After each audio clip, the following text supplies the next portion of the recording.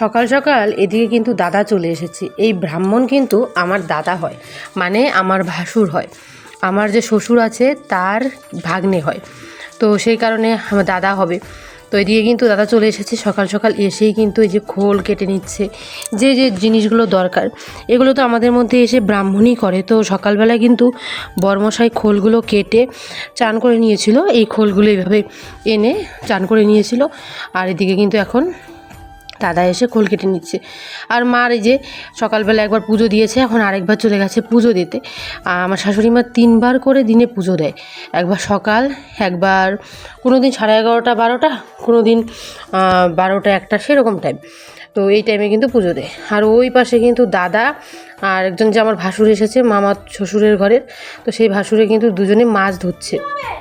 আর এদিকে বড়মশাই খুব ব্যস্ত, কারণ সকাল সকালই মিষ্টি নিয়ে এলো, মানে আমার বাড়ি থেকে যে লোকজন আসবে তাদের জন্য টিফিন আনা হয়েছে। আর তোমরা কালকে কমেন্টে বলেছো যে তোমার বাড়ির লোকগুলো কোথায়। হ্যাঁ, আমার বাড়ির লোকগুলো বাড়ি থেকে বেরিয়েছে 8টার দিকে, আমাদের বাড়ি পৌঁছাতে 12টা বেজে গেছে। এমনিতেই আমাদের বাড়ি যেতে যেতে 3 ঘন্টা 3.5 ঘন্টা টাইম লাগে। আর এখানে আমার বাড়ির লোকগুলো কি করেছে, যে রাস্তা ভুল করে ফেলেছিল, মানে ওরা যে গাড়িতে গেছে সেই গাড়ি রাস্তা ভুল করে ফেলেছে। তো সেই কারণে কিন্তু এদিক থেকে আমার বাড়ির লোক পৌঁছতে অনেকটা দেরি করে গেছে। ততক্ষণে আমার স্বাদ কমপ্লিট হয়ে গেছিলো, মানে ফল বাঁধা এগুলো কমপ্লিট হয়ে গেছিলো। তো এদিকে দাদাই কাজটা করে নাও, কারণ এইদিকে কিন্তু এই যে দুজনে মানে 3জনে মিলে মাছ ধোয়াধুয়ি হবে। আর আমি জানতাম কি জানো, আমাদের কলের পাড়ে কিন্তু মাছ কোনো দিনও ধোয়া হয় না, মানে একটা সাইড করে ধোয়া হয়। কিন্তু আজকে দেখছি সবাই মিলে কলের পাড়ে ধুচ্ছে। আমি যখন মাছ আনে বাবা, তখন যদি আমি কলের পাড়ের এই জায়গাগুলোতে ধুতে আসি, মা বলে নিরামিষ নিরামিষ, তো ধোয়া যায় না। আর আজকে দেখছি যে কলের একদম গোড়ার মধ্যেই কিন্তু ধুয়ে নিচ্ছে, তখন কেউ কিছুই বলছে না। বুঝতে পারছি না যে এটা নিয়মের মধ্যে কোন কারণে পড়ে বা কি, বুঝতে পারছি না। আর এই দিদিটাও খুব কাজ করছে, এই দিদিটাও কিন্তু জল এনে এনে দিচ্ছে। আর এদিকে মোটরের সুইচ তো আমি আগেই আলাদা করে নিয়েছি, কারণ মোটরের সুইচটা আগে ছিল ঠাকুর ঘরের এখানে মোটরের সুইচটা যদি থাকে তো আমরা কিন্তু মোটর সুইচ দিতে পারতাম না। আর এদিকে আমি যেটা করছি সেটা হচ্ছে ঠাকুর মশাইয়ের জন্য ভুজি রেডি করছি। একটু পরে যখন পুজোতে বসে যাবে তখন ভুজির দরকার পড়বে। তারপর আর এমনিতে যে রান্না বসাবে তো সেখানেও কিন্তু ভুজি দিতে হয়।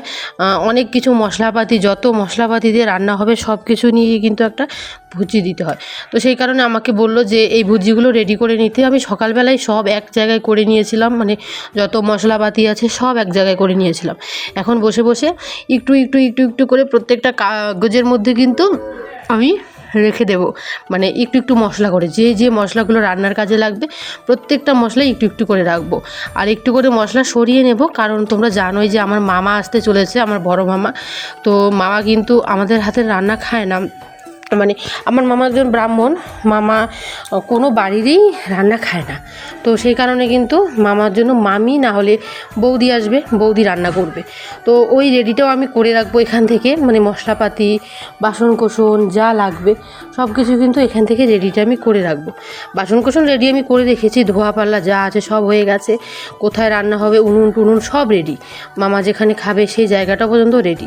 এখন চালটাও মামার জন্য রেডি করে নিয়েছি। আর যা যাবতীয় মশলাপাতি লাগবে সব একটু একটু একটু একটু করে মামার এখানেও দিয়ে রেখেছি। মামা আর মাসি দুজনেই খাবে। আর যেটা মানে রান্না করবে সেটা হচ্ছে বৌদি রান্না করবে। আর মামি কিন্তু আমার সব জায়গায় খায়, যে এখানে যে রান্না হবে সেখানে আমার মামি খাবে, কিন্তু আমার মামা খায় না, কারণ আমার মামা একজন ব্রাহ্মণ মানুষ। আর সেই ব্রাহ্মণ মানুষও কিন্তু কোনো বাড়িতেই খায় না। আমার মামা আমার নিজের মায়ের হাতেরও খায় না, কারণ আমাদের বংশ আলাদা। আমরা আগে চক্রবর্তী ছিল, মানে আমার মা, তারপর পালে বিয়ে হয়েছে, সেই কারণে কিন্তু খায় না। তো সেটা ছোটোর থেকেই দেখছি। তো এদিকে কিন্তু আমি সব কিছু কিন্তু রেডি করছি। আর এখানে আমার বাচ্চা পার্টি কিন্তু সকালবেলায় চলে এসেছে, ফুল টুল তুলে একদম সারাদিন আমার সাথে। এখন আমার সাথে সারাদিনই গল্প করবে, আমার সাথে হাতে হাতে কাজ করে দেবে। এরা না থাকলে না আমার টুকিটাকি কাজের অনেক অসুবিধা হতো। কোথাও কোথাও টুকি কাজগুলো থাকে, তো সেগুলো আমি যেতে পারি না বা করতে পারি না, ওদের দ্বারাই কিন্তু করিয়ে নিই। যেমন এখন ভিডিওটা করছে আমার একটা ছোট্ট দেওর, বয়স হচ্ছে তার 6 বছর, না একটু বেশি হবে, 7 বছর কি 8 বছর হবে। তো তাকে আমি মোবাইলটা দিয়েছি যে ভিডিওগুলো করে দাও। আর আমার পক্ষে তো ভিডিও করা কাজ করা দুটোই সম্ভব না। তো সকালবেলায় তো আমি চান টান সব কিছু করে নিয়েছি। সকালবেলায় পুরনো কাপড় পরেছি, কারণ কিছুক্ষণ পর যখন ব্রাহ্মণের এখানে বসবো তখন না আবার নতুন কাপড় পরতে হবে। তো বাড়ি থেকে তো কাপড়, ব্লাউজ, ছায়া সব দিয়ে দিয়েছে, তো সেগুলোই পরবো। এদের সাথে গল্প করতে করতে দেখো আমার কিন্তু মশলা প্রায় রেডি হয়ে গেছে। আর ওদিকে আমাকে বলছিল যে আদা, তারপর শুকনো লঙ্কা, কাঁচা লঙ্কা, পেঁয়াজ যেগুলো আছে সবগুলো পেস্ট করে দিতে। তো এখানে আমি যে সবগুলো কাটতে বসে গেছি, আদাগুলো কাটতে বসে গেছি।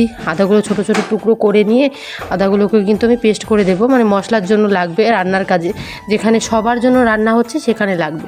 তো যেখানে মিক্সার নিয়ে বসে গেছি পেস্ট করতে, এখানে পেস্ট করতে করতে আমাকে ওই দিক থেকে আবার ডাকছিল, মানে ব্রাহ্মণ মশাই বলছিল যে কী নাকি একটা দেওয়া হয়নি সেটার দরকার। তো আমি কিন্তু কাকিকে বললাম, কাকি প্লিজ তুমি ওই জিনিসটা তাড়াতাড়ি করে দিয়ে দাও। তো কাকি রান্নাঘর থেকে চলে গেল ওটা দিতে। আর এদিকে কিন্তু আমি পুরো মশলা টশলা যা আছে সব করে দিচ্ছি। এখন দেখো বাড়িতে লোক না থাকলে যে অবস্থা হয়, মশলাগুলো করে দিতে হয়। তো কাকি বলছিল না, আর কাকিকে আমি বলেছিলাম যে কাকি তুমি আমাদের বারানের রান্নাটা দাও, যে আমাদের বারান দেওয়া হবে সেই রান্নাটা কিন্তু আড়াইটা রান্না করতে হয়। যেমন ধরো একটা মাছের ঝোল, একটা বড়া, একটা শাক, সেরকম একটা আড়াইটা রান্না করতে হয়। তো সেটাই আড়াইটা রান্নায় কিন্তু আমি কাকিকে বলেছি তো তুমি বসিয়ে দাও। ওখানেও রেডি করে দিয়ে এলাম, কাকির এখানেও রেডি করে দিয়ে এলাম, কারণ কাকি তো সবসময় আমাদের বাড়িতে থাকে না, কোথায় কী আছে সেগুলোও তো জানে না। তো বারবার করে একবার ঘরে যাচ্ছি, কাকির ওখানে রেডি করে দিচ্ছি, আবার এখানে আসছি, এখানে এসে ঝটপট করে মশলা করছি। মানে আমার এখন মনে হচ্ছে ভগবান যদি আমাকে 4টে হাত দিত তাহলে মনে হয় ভালো হতো, কারণ আমি একা এভাবে সামলাতে পারছি না। আমি সত্যি বুঝতে পারিনি যে আমার পুরোটাই একা করতে হবে, তাহলে অবশ্যই আমি করতাম না এভাবে অনুষ্ঠানটা, একদম ছোটো মোটো করে অনুষ্ঠানটা সেরে নিতাম। এদিকে আমি আবার একটা নিয়ে এলাম ছোট বাটি, এই বাটির মধ্যে অল্প একটু মশলা কিন্তু সাইড করে রাখবো মামার জন্য। আর এদিকে যে কাকিকে বলেছিলাম যে আমাদের এখানে যে অনুষ্ঠানটা হবে এখানে কি লাগবে না লাগবে তুমি একটু রেডি করে দিও, কারণ এই অনুষ্ঠানটা না একটু উপরে হচ্ছে, মানে আমাদের যে পাকা ঘরটা আছে সিঁড়ি বেয়ে বেয়ে বারবার ওঠানামা আমি করতে পারি না। তো সেই জন্য কাকিকে বলেছি, তো কাকি সত্যি আমাকে অনেক অনেক হেল্প করে দিয়েছে। এদিকে কিন্তু বরমশাই বসে গেছে, এটা কিন্তু আমাদের মধ্যে বলে পূর্বপুরুষকে জানিয়ে তারপর কিন্তু আমাদের মধ্যে স্বাদের অনুষ্ঠান কমপ্লিট করা হয়। তো আমাদের মধ্যে নারায়ণ পুজো হয়নি, আমরা পূর্বপুরুষকে জানিয়ে তারপর কিন্তু স্বাদের অনুষ্ঠান কমপ্লিট করেছি। এখানে পূর্বপুরুষকে জানানো হচ্ছে, মানে শ্রাদ্ধ যেমন করে হয় সেরকম করেই কিন্তু একটা ছোট্ট মোটো শ্রাদ্ধর আয়োজন করতে হয়। তো এখন করতে হচ্ছে, আবার যখন বিয়ে হবে কারো বাড়িতে তখন আবার এই পূর্বপুরুষকে জানাতে হয়, মানে নান্দিমুখ বলা হয় সেটাকে, সেটা করা হয়। তারপর যখন আবার আমার বাচ্চার অন্নপ্রাশন হবে তখন আবার করতে হবে, এরকমভাবেই কিন্তু আমাদের নিয়মগুলো হয়। তো এই যে এখানে যত জিনিস আছে সব রেডি আমি আগের থেকেই করে দিয়েছি, আমি কাকি দুজনে মিলে করে দিয়েছি। তো এখন কিন্তু এই যে বরমশাই বসে গেছে, আর ওই দিক থেকে বারবার বরমশাইকে ডাকা হচ্ছিল, কারণ আমার বাড়ির লোকও প্রায় কাছাকাছি চলে এসেছে। এদিকে আমি দেওরকে পাঠালাম, মানে আমার যে দেওর আছে তো তাকে পাঠালাম যে আমার বাড়ির লোকগুলোকে নিয়ে আসতে।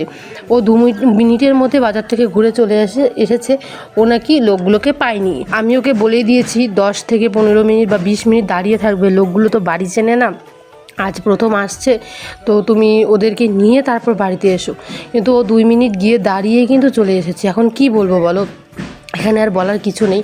তো বরমশাই কিন্তু বারবার ফোন আসছিল ওখানে যাওয়ার জন্য, মানে আমার বাড়ির লোকগুলোকে আনার জন্য। আমিও তো মুখ দিয়ে এখন বলতে পারছি না, কারণ ও একটা কাজে বসেছে, তো সেই কারণে ওকে আমি বলতে পারছি না যে যাও গিয়ে নিয়ে আসো। তো জানো কি করেছিল, ও অর্ধেক এই পুজোটা অর্ধেকটা সেরেই কিন্তু ও চলে গেছিলো আমার বাড়ির লোকগুলোকে আনতে। এই অবস্থায় এই ধুতি, এই গেঞ্জি আর এইভাবেই কিন্তু ও চলে গেছিলো। মানে আমার এতটাই খারাপ লাগছিল তখন যে আমার বাড়ির লোকগুলোকে আনার মতো একটা লোক এখানে আমি পাচ্ছি না, একটা লোকের কোনো নামগন্ধ পাচ্ছি না, খুব খারাপ লাগছিল। তো ও কিন্তু এই যে শ্রাদ্ধটা করে নিচ্ছিলো, এর মাঝখানে একটু ফাঁকা পেয়ে কিন্তু উঠে যাবে, উঠে তারপর আমার বাড়ির লোকগুলোকে নিয়ে আসবে। আর আমার বাড়ির লোকগুলো এসে একদমই আমার ফল বাঁধা ওটা দেখতে পারিনি, কারণ ওদের আসতে দেরি হয়ে গেছে, ওরা রাস্তা ভুল করেছিল সেই কারণে দেরি হয়ে গেছে। আমার মা এখানে একবার এসেছিল আমার শ্বশুরবাড়িতে, তারপর আর মা আসেনি। আর আমার শ্বশুরবাড়িটা এতটাই বাজার থেকে এতটাই অলিগলির মধ্যে পড়ে যায়, মানে বাজার থেকে আসার সময় এতটাই অলিগলির মধ্যে পড়ে যায় যে আমার বাড়ির লোক বারবার আসলেও না এই জায়গাটাকে ভুলে যায়।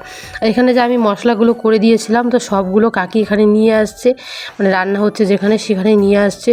আর ওই দিকে দুজন দিদিকে বসিয়ে দিয়েছি, আমি বললাম যে তোমরা সবজিগুলো কেটে নাও।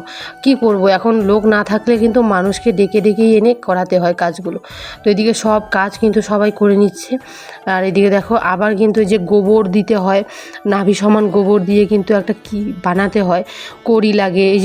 এই সাইডটার মধ্যে দেখো ও কিন্তু বানাচ্ছে এটা বানিয়েই ও কিন্তু চলে যাবে আমার বাড়ির লোকগুলোকে আনতে।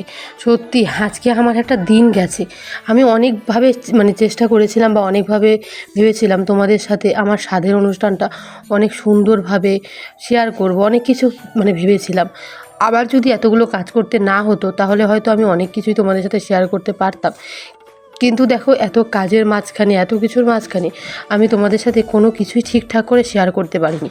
বাচ্চা পার্টিকে দিয়ে রেখেছিলাম মোবাইলটা, ওরা যতটুকুই আমার মোবাইলে ভিডিও করেছে, যাই করেছে আমি ততটুকুই তোমাদের কাছে তুলে ধরার চেষ্টা করেছি। এর থেকে বেশি আমার কাছে আর সম্ভবই ছিল না। হ্যাঁ, আমার যে স্বাদ হয়েছে সেটা পুরোটাই আমার একজন ভাগ্নি আছে, সে তুলে দিয়েছে ভিডিওটা। কারণ আমি তাকে আগের থেকেই বলে দিয়েছি যে মাগো আমাকে এই ভিডিওগুলো তুলে দেবে, নাহলে তো আমিও তোমাদের সাথে শেয়ার করতে পারবো না। তোমরা জানোই আমার অনেক কদিন থেকে জ্বরের কারণে শরীরটাও মানে শুকিয়ে গেছে, আর শরীরটাও ভীষণ কাঁপছে, মানে আমি প্রচুর দুর্বল হয়ে গেছি কয়েকদিন। তো এখানে আরও হচ্ছে অনুষ্ঠান, আরও শ্রাদ্ধ করা হচ্ছে, তারপর আমাকে ডাকা হবে, আমি আসবো, এসে কিন্তু তারপর এখানে মানে আমার যে ফল বাঁধা হবে, বাড়ি থেকে নতুন শাখা পলাওগুলো দিয়েছে ওগুলোর কাজ হবে, তো ওর জন্য কিন্তু এখানে আমাকে আসতে হবে। আর এখানে এসেও আমি মানে বসেও উঠে গেছিলাম, কারণ আমাকে ডাকছিল। এখন আমি ছাড়া তো আর এই বাড়িতে অন্য কেউ নেই যে কিছু একটা করে দেবে। আর কোথায় কি আছে আমি আর মা ছাড়া কেউই জানে না, আমার শাশুড়ি মা। তো উনি দেখছি যে যখন কোনো দরকার পড়ছে তখন সেখানে থাকছে না, তখন অন্য কোনো জায়গায় বসে থাকছে, অন্য কোনো সাইডে বসে থাকছে। তো ওনাকে আর কেউ ডাকছে না তখন, কারণ দেখছে উনি আসছেন না, ডাকলেও আসছেন না, তো সেই কারণে আমাকেই সবাই ডাকছে। আর এদিকে কিন্তু এখানেও একটা আমি ভুজি দিয়ে নিয়েছি, মানে রান্না যেখানে হবে সেখানে ভুজি দিয়ে প্রণাম করে নিয়েছি, যেন রান্না বান্না যা আছে সব ভগবানের আশীর্বাদে, তোমাদের ভালোবাসায় সব ঠিকঠাক হয়, যতগুলো লোক আসবে সবাই যেন ঠিকঠাকভাবে খেতে পারে। এখানে কিন্তু প্রণাম সেরে নিয়েছি আমি। আর বর্মশাই তো তোমরা দেখলেই ওখানে পুজোতে বসেছে। তো প্রথমে ভেবেছিলাম দুজনেই একসাথে প্রণামটা সারবো, কিন্তু সেটা আর হয়নি, তো আমি একাই করে নিয়েছি। এখানে ভুজিটা দিয়েই প্রণামটা সেরেই দৌড়ে গেছিলাম ঘরে, কারণ আমার ঘরে তোমরা জানোই যে সেদিন দেখিয়েছিলাম তোমাদের নারকেল অনেক কিছু ফল আনতে আছে, তো সেগুলো আনতে হবে, এখনই আমার বসতে হবে সেই অনুষ্ঠানের মধ্যে। তো এই যেখানে হচ্ছে 5 রকমের ফল কিন্তু আজকে আমার কাপড়ের আঁচলে বেঁধে দেবে, আর এটা দিয়েই পুরো রাত আমার থাকতে হবে, পুরো রাত এই ফলগুলো বেঁধে রাখতে হবে। আর এই ফলটা কিন্তু আমার বরমশাই বেঁধে দেবে। তো চলো দেখতে থাকো আমাদের এখনকার নিয়মটা কি হয়। এনে বলবো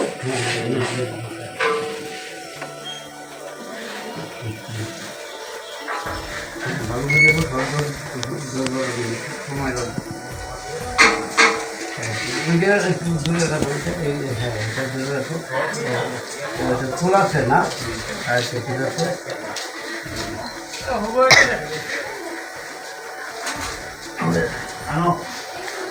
দিবার পারি না দাদা কোথায় গিয়া আচ্ছা হইলো মানে এই যে আসল লোকে সিঁদুর দেখতে হবে, তো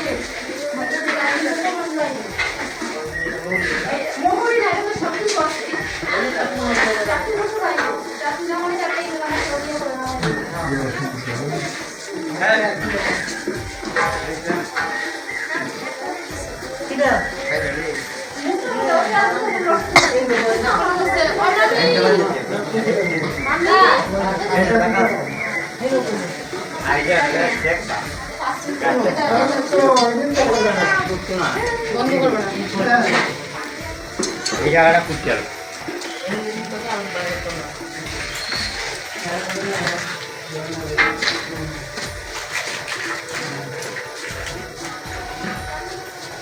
যেতে কলা কলা লাগবে নাকি গাছ ফাঁকা লাগে তো বলো লাগে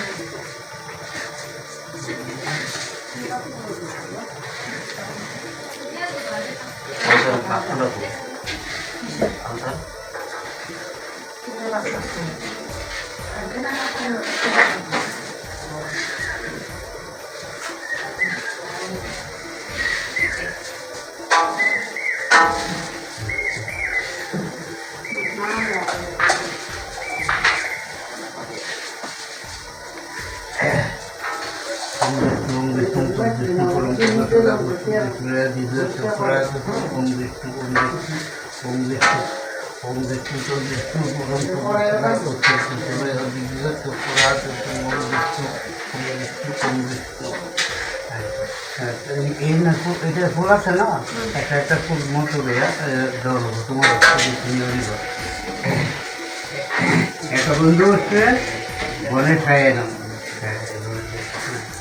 একটা বন্ধু যাবো একটা বন্ধু হচ্ছে পঞ্চদেবতায় নম একটা বন্ধু হচ্ছে নব গ্রহায় নম একটা বন্ধু হচ্ছে মৎস্যাদি দশ অবতারের বন একটা বন্ধু হচ্ছে দুর্যাদি সুরস্বতীকা গণেশ বন একটা বন্ধু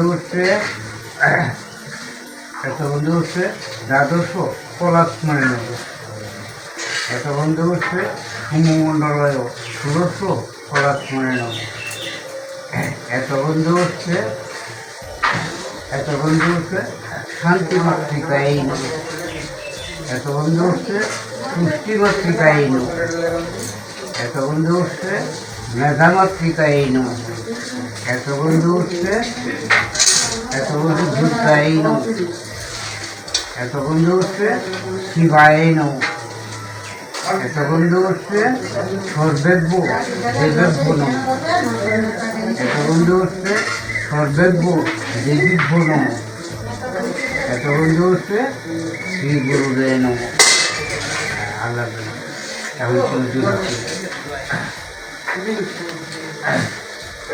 ওম দুজনে বলবো ওম জবা কুসুম শঙ্কাসম কাশ্যপেয় মহাদ্যুতি ধানকারী সর্ব পাপজ্ঞ বিনাশ গ্রন্থহস্তি দিবাকর নম ব্রাহ্মণ দেবায় ভূব্রাহ্মণ গীতায়াস জগদ্গীতায় শ্রীকৃষ্ণায় গোবিন্দায় নমো নম একটা বন্ধু হচ্ছে শ্রী গুরুদেব নম নম ব্রাহ্মণ দেবায় ভূব্রাহ্মণ গীতায়াস জগদ্গীতায় শ্রীকৃষ্ণায় গোবিন্দায় নমো নম মঙ্গল শিবে সর্বার্থ সাধিকে শরণ্যে ব্রহ্মকে গৌরী নারায়ণী নমস্তুতে জবা কুসুম শঙ্কাসম কাশ্যপেয় মহাদ্যুতি ধান্তারী সর্ব পাপজ্ঞ বিনাশ গ্রন্থহস্তি দিবাকর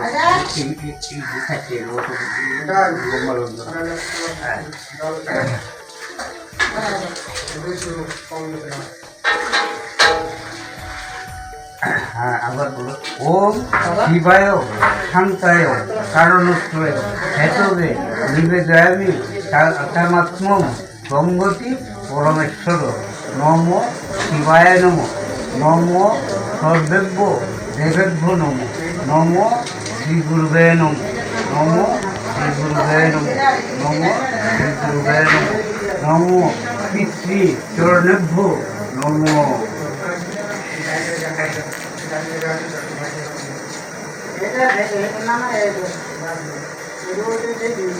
এই মেন কার্ডে আসছে তোমরা আসতা মেন কার্ডে পুকুর মারে কেউ আরো কেটে আছে না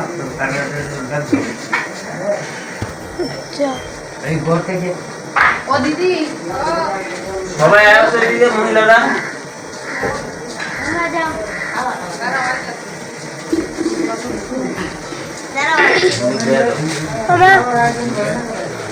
এটা আসছে শুনতে হবে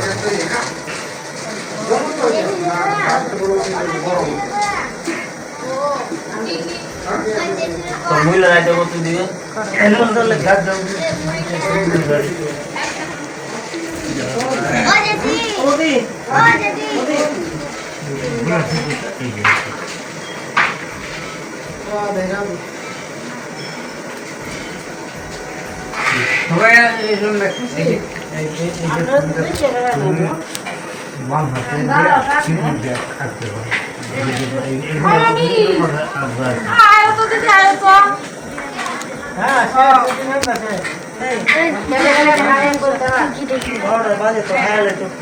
এদিকে আসিস না।